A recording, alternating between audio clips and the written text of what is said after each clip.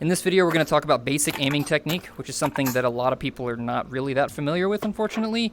In Pavlov, a lot of people will just hip-fire everything and just guide tracers. That's accurate to an extent. Up close, it's okay. Far away, it can be okay, but it's just not going to be as accurate as learning to fire properly. One thing that you will want to do always when you're shooting is keep both eyes open.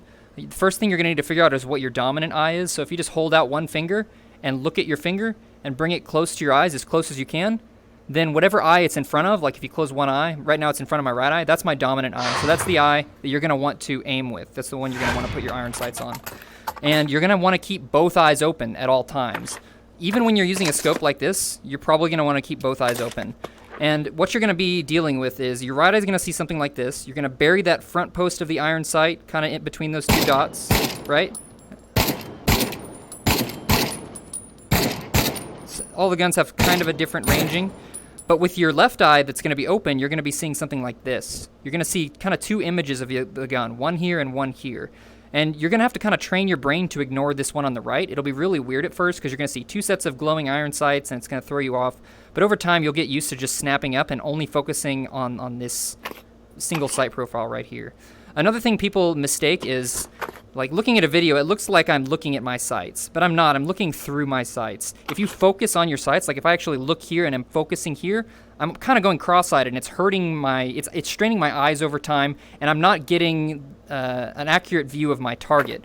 Every now and then it's okay to look at these sights to get them aligned. Like I might look at them right now to line them up, but then I'm looking through my sights. I'm kind of overlaying the phantom image of my sights on my target. Because remember, my left eye sees this. My left eye can see everything. So my left eye is picking the target. I'm focusing with my left eye and overlaying the sights with my right eye. And that lets you quickly and easily snap to things. It keeps your depth perception because both your eyes are open. It's very important. Reduces eye strain. And over time, you're going to be just really good at kind of snap shooting with this technique.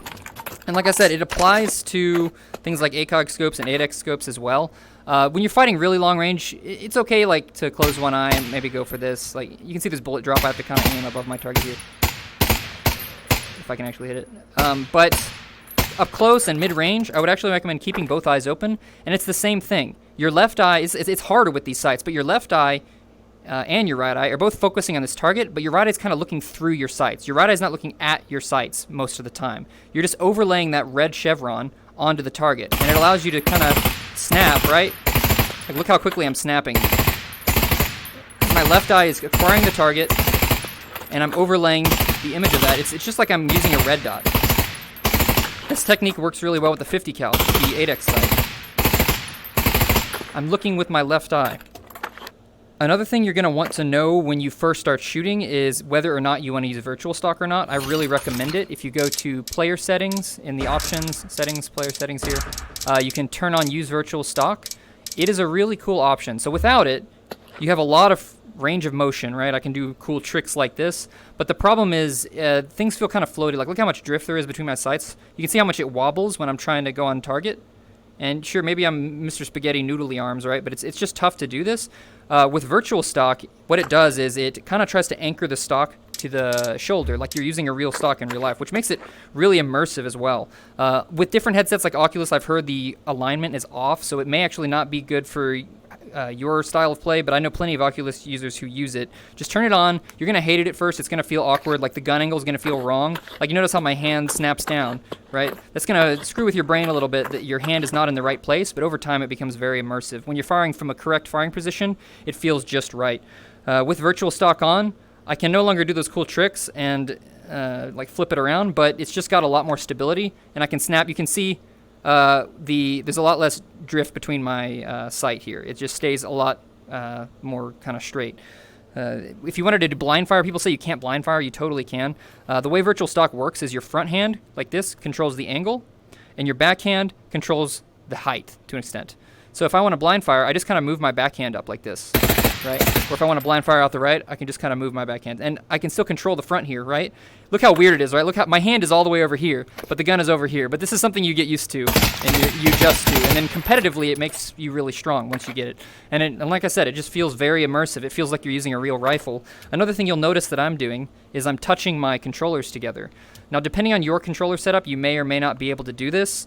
But with Vive controllers, I recommend something like this with VirtualStock on. Without VirtualStock, this doesn't work at all for me. I'll show you. Without VirtualStock, this is what my gun alignment looks like. So if I'd want to adapt this, I'd have to do something like this without VirtualStock, right? Like, look how weird this is. maybe there's some other technique that you can figure out, but try to figure out a way, if you're using VirtualStock, try to figure out a way to brace your arms together. If you're using index controllers, 2 index controllers, it'll be something more like this. You're going to be kind of more stuck together. But the reason you want to try to do this is it sort of forms a half stock. It heavily increases the stability of your gun when you're kind of flicking between targets. So if you look at my iron sights right now, you can see as I'm moving, they stay mostly aligned. There's a little drift just because of, like, I think motion smoothing in Pavlov, but for the most part, it stays very aligned. Whereas if I have my hands disjointed like this, like a lot of people learn to play, then when I'm flicking side to side, it's a lot harder because I have this inherent drift here that's going to happen between the controllers. If you just eliminate that, your accuracy increases. So take these techniques, try them out, put your gun on single fire maybe to learn them. On the Vive, it's left on the D-pad, I believe. I don't know what it is on the other controllers. You can figure it out, though. And on single fire, you can kind of just practice popping heads. Come over to this thing. This thing's fun. Like, put on, make it move fast and make it really small and just try to hit as many of these targets as fast as you can. Okay, now I'm just showing off. Okay, thanks for watching the video, guys. Get good at aiming, and we'll talk about recoil in the next video.